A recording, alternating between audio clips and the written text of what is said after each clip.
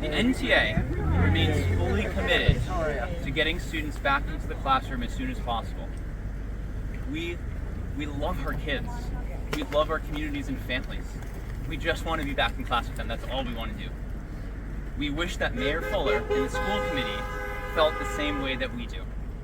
Today, the school committee complained that they had to wait several hours for us to respond to their proposals. Let me explain to you why.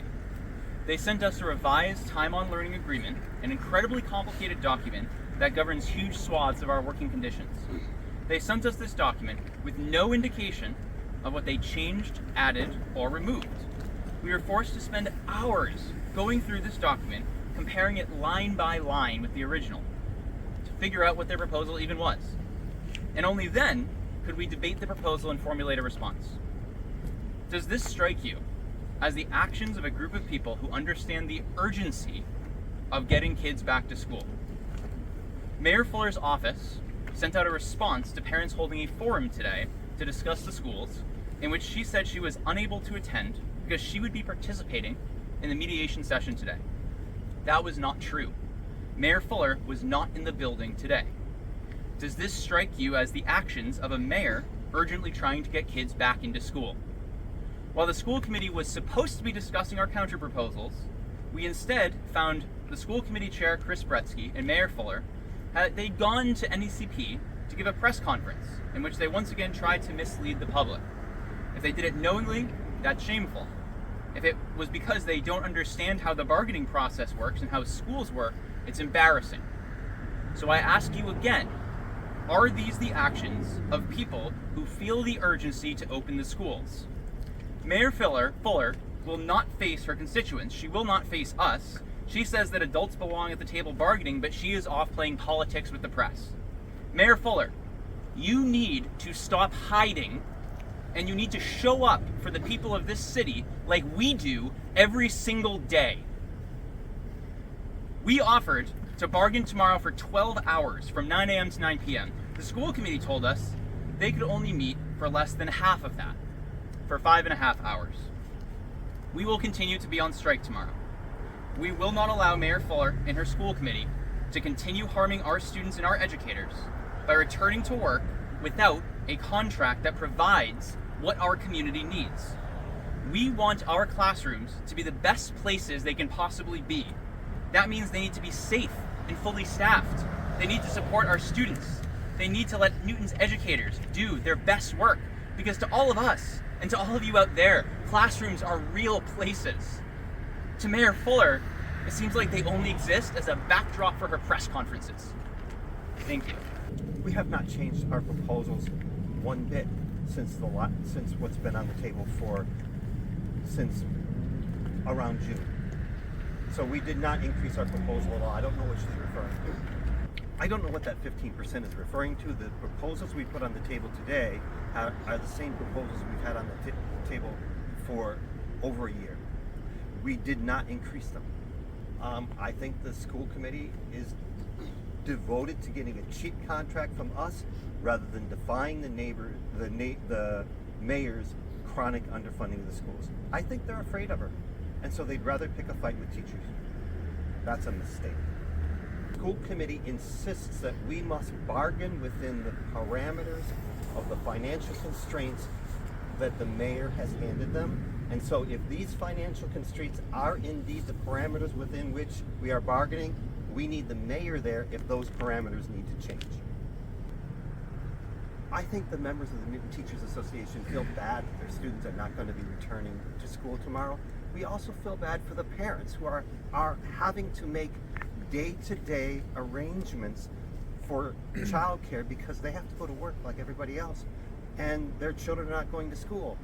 I think the families of Newton indeed are the ones that are being made pawns into a political battle where the mayor insists upon underfunding the schools. So yeah, I do think it's really terrible what's happening here. The mayor is refusing to fund the schools in a way that would allow for the schools to function the way they need to function. Much of what we have on the table is in the interest of students.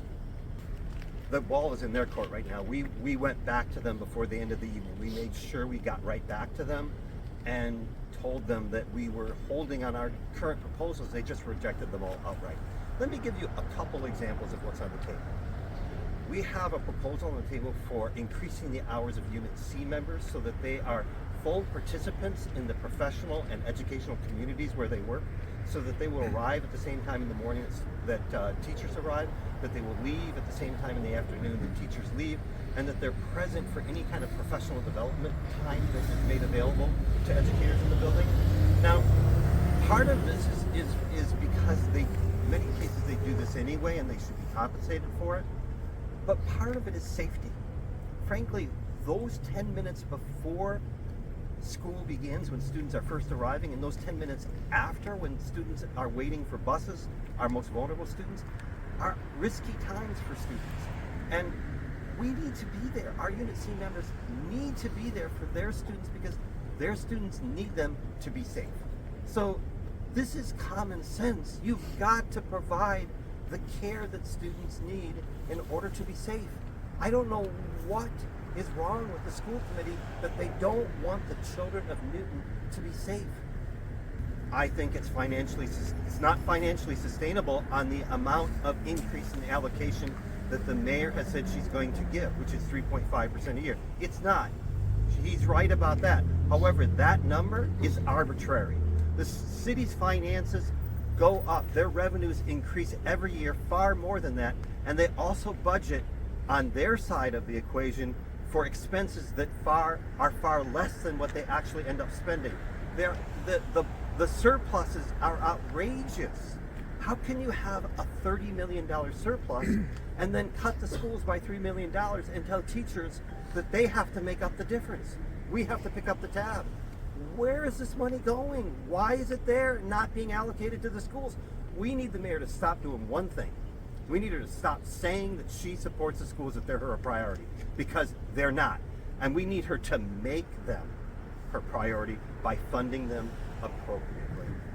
And over the last 20 years, revenues alone have grown 4.25% on average per year. That includes the average includes the years during the Great Recession when the revenues didn't grow at all.